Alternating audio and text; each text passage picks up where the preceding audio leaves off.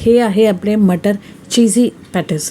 तर मटर चीझी पॅटीस म्हणा किंवा मग वेज चीझी पॅटीस म्हणा किंवा वेज कटलेट म्हणा चीझी, तर हे आपण अगदीच घरी केलेलं आहे. ह्याच्यात कोणतेही साहित्य आपण बाजारातलं घेतलं नाही, म्हणजेच प्रिझर्वेटिव्ह काही आपण ह्याच्यात वापरलं नाही, तरी आपण ह्याला प्रिझर्व करणार आहोत 15 दिवस. नमस्कार, welcome to Preeti special kitchen. आज आपण करणार आहोत ती भन्नाट, झणझणीत आणि झटपट होणारं असं मटर चीज पॅटीस किंवा मटर चीज कटलेट तुम्ही म्हणू शकता. तर चला पटकन जाऊन अशी स्वादिष्ट ही रेसिपी करूया. आणि अगदी शेवट पण बघा, भरपूर टिप्स आणि ट्रिक तुमच्यासोबत ह्या रेसिपीसाठी शेअर केलेल्या आहेत. तर व्हिडिओ शेवटपर्यंत नक्की बघा. भरपूर टिप्स आणि ट्रिक आहेत जे आपल्याला खूप हेल्पफुल होणार आहे, कारण की झटपट होणार आहे आणि तरीसुद्धा 15 दिवस टिकणारे एन्जॉय करण्यासाठी. तर चला बघूया. इथं मी घेतलेले आहेत बॉईल केलेले बटाटे 2 आणि 2 वाटी मटर घेतलेले आहेत. फ्रेश मटर आहे 2 वाटी. इथं घेतले आहेत 1 वाटी कांदा बारीक चिरलेला, 2 कांदे आहेत मध्यम आकाराचे, आणि तितकंच 1 वाटी गाजर घेतलेलं आहे किसलेलं, आणि पनीर घेतलं आहे 100 ग्राम. आता इथं घेतलं आहेत तिखट मिरच्या 4 घेतल्यात, लवंगी मिरच्या, अर्धा चमचा जिरे, 10-12 लसूण पाकळ्या आणि 1 इंच आलं. आता लसूण पाकळ्या बारीक आहेत त्यामुळे मी 10-12 घेतल्या. तुमच्याकडे मोठ्या असतील तर 4 घेतल्या तरी चालतील. तिखट मसाल्यामध्ये घेतलेले आहेत लाल तिखट, तिखटवाला लाल तिखट आहे 1 चमचा, पाव चमचा हळद, मीठ चवीनुसार अर्धा चमचा, धने जिरे पावडर आणि पावभाजी मसाला अर्धा चमचा. आता इथं मटर आणि बटाटे स्वच्छ धुवून घेतलेले आहेत आणि बटाटे सोलून काप करून घेतलेले आहेत. एका बटाट्याचे आपण 2 पीस केलेले आहेत. बऱ्याच वेळ काय होतं, आपण अख्खे बटाटे शिजायला टाकले ना तर त्याच्यात किडकेही निघतात बटाटे, आणि बटाटे अगदी 4 ते 5 शिट्ट्या आपल्याला द्याव्या लागतात, तेव्हा ते नरम होतात. आणि कधी कधी असंही होतं एक बटाटा छान शिजतो आणि एक शिजतच नाही. तर चला 1 शिट्टी काढायची बटाटे आणि मटरला. मटर आणि बटाटे डुबतील इतकंच पाणी टाकायचं. 1 ग्लास पाणी घेतलं, पाव चमचा मीठ टाकलं, फिक्कं लागायला नको मटर आणि बटाटे त्यामुळे, आणि 1 शिट्टी काढून घ्यायची. शिट्टी होते तेव्हा आपण बाइंडिंगसाठी पोहे घेतले. इथं अर्धा कप, रेग्युलर आपली कोणतीही वाटी किंवा कोणताही कप घेऊ शकता. अर्धा कप इथं मी पोहे घेतलेले, रेग्युलर आपले कांदे पोहे किंवा तुमच्याकडे बारीक पोहे असतील ते घेतले तरी चालतील. पातळ पोहे म्हणजे स्वच्छ धुवून घ्यायचे, चाळून घ्यायचे आणि त्याला गाळणीवरतीच ठेवायचं, पाण्यात नाही भिजवायचे. पोहे भिजतात तेव्हापर्यंत आपण करूया ठेचा. म्हणजे आपला मिरची, लसूण, आलं आणि जिरे वाटून घ्यायचे पाणी न टाकता. पाणी टाकावं लागलं, अगदी 2 चमचे मी पाणी टाकलं, तरी ज्या 2 मिरच्या आहेत ते तसेच राहिले अर्धवट. तर चला ते आपण बारीक कापून घेऊया. बाकीचं बारीक झालं ठेचा. आता इथं बघूया, आपले जे मटर आणि बटाटे आहेत ते छान 1 शिट्टीवरती छान शिजले, थंडे झाले, आणि मग आपण ह्याला हे बघा स्मॅश असे बोट चेपे असे शिजले की बस एका शिट्टीत हे असे मस्त मऊ झालेले आहेत आणि छान शिजलेले आहेत. तुम्हाला मी मटरही दाखवते, छान शिजलेले आहेत. आता याला स्मॅशरच्या मदतीने आपण स्मॅश करून घेऊया मटर आणि बटाटे दोघंही.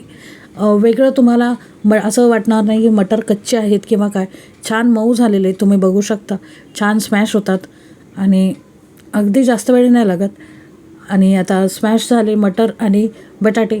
अगदीच पेस्ट अशी नाही करायची, काही चंक्स राहू द्यायचे, काही अख्खे मटर आणि काही बटाट्याचे पीससुद्धा थोडे थोडे राहू द्यायचे. आता ह्याच्यात मिक्स केलं लगेच आपण गाजर किसलेलं आणि कांदा बारीक चिरलेला. आता आपल्याला पनीर जे आहे ते किसून घालायचं आहे. तुम्हाला हवं तर तुम्ही चुरूनसुद्धा घालू शकता पनीर. आता पनीर जसं मी म्हटलं 100 ते 150 ग्राम असेल. नेमकं मी वजन नाही केलं, पण असेल 100 ते 150 ग्राम. म्हणजे मी आणलेलं पाव किलो, तर त्याच्यातून थोडं वापरलं आणि थोडं आहे. आता ज्या मिरच्या होत्या 2 अर्धवट होत्या, तर त्या मी चिरून घेतल्या सुरीच्या मदतीने.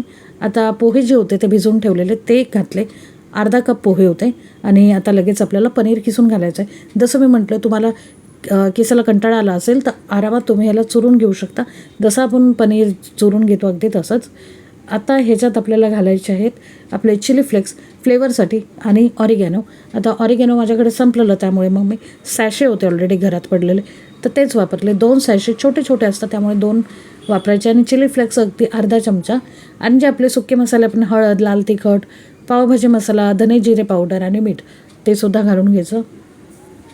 ऑरिगॅनोचे इथं मी 2 सॅशे वापरलेले आहेत, अगदी छोटे छोटे आहेत, पाव चमचा. तर दोघं मिळून अर्धा चमचा झालं. तर अर्धा चमचा ऑरिगॅनो आणि अर्धा चमचा रेड चिली फ्लेक्स. आणि जे मिक्सरच्या झाकणाला लागलेलं होतं मिरचीचा ठेचा, तो सुद्धा काढून घेतला. आता ह्याच्यामध्ये अजिबात आपल्याला पाण्याचा थेंबही वापरायचा नाही. तरीसुद्धा हे छानपैकी मळून घ्यायचं आहे. कारण की जे बटाटा आहे आणि मटर आहे त्याच्या जे मॉइश्चर असतं ना, ओलावा, त्याच्यानेच हे छान मळल्या जाईल आणि पोहे आपल्याला इथं बाइंडिंगचं काम करतात.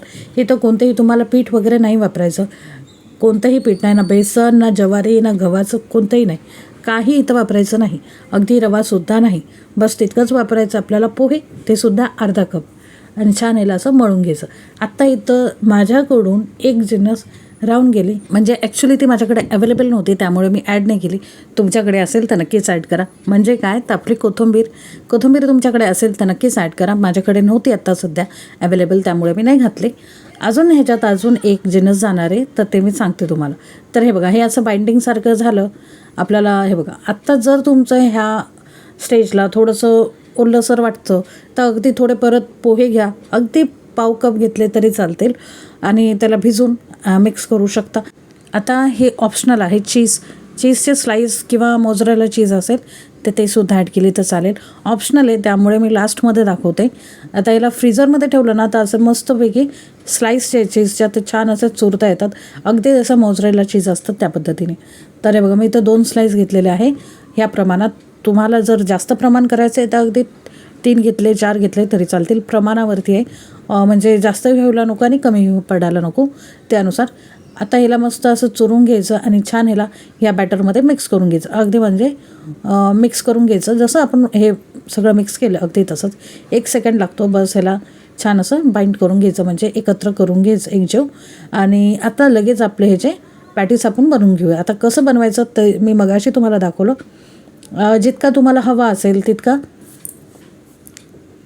गोळा घ्यायचा किंवा आधी हाताला तेल लावून घ्यायचं आणि तुम्हाला हवा त्या आकारात किंवा हवा त्या अनुसार तुम्ही लहान मोठा करू शकता. मला असा चपटा पॅटीस आवडतो, म्हणजे अगदी कटलेट. तुम्हाला जर ओव्हल शेपमध्ये आवडत असेल तर तो करू शकता, कबाबच्या आकारात आवडत असेल तर तो सुद्धा करू शकता. तर हे बघा, हाताला तेल लावून घेतलं तर कसं की बोटांमध्ये असं चिपून बसत नाही जे मिश्रण येते आणि पटापट असे हे पॅटीस आपले वळले जातात. आणि ह्याच्यात चीज ॲड आहे, तर हे लक्षात ठेवा की आपल्याला पटपट असे वळायचे. जास्त काय नाही होणार, बस चीज जे ते लगेच नरम होतं त्यामुळे, आणि थोडं स्टिकी लागू शकतं हाताला, त्यामुळे.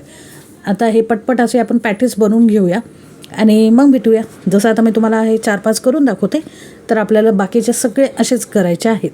अगदी साधे सोप्याने पटकन होतात, काय जास्त तामझाम नाही, टेन्शन नाही. हे बघा, आणि ह्या जे आपलं बॅटर आहे ह्याच्यामध्ये असं काही नाही की कच्चं आहे, सगळं काही छान शिजलं. आता गाजर आणि पनीर तर आपण असेही खातो, म्हणजे जस्ट फ्राय करून पनीर खातो किंवा कच्चंही खातो आपण पनीर, आणि गाजरसुद्धा आपण सलाडला खातो. तर असे सगळे पॅटीस आपले बनवून रेडी. आणि तुम्ही बघितलं मटर आणि जे बटाटा आहे ते छान स्मूथ शिजलेलं, तर पटकन आपले हे पॅटीस रेडी होतात.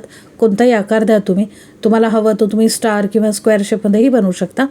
तर चला, असे सगळे पॅटीस बनून रेडी. इथं टोटल झाले 16 पॅटीस.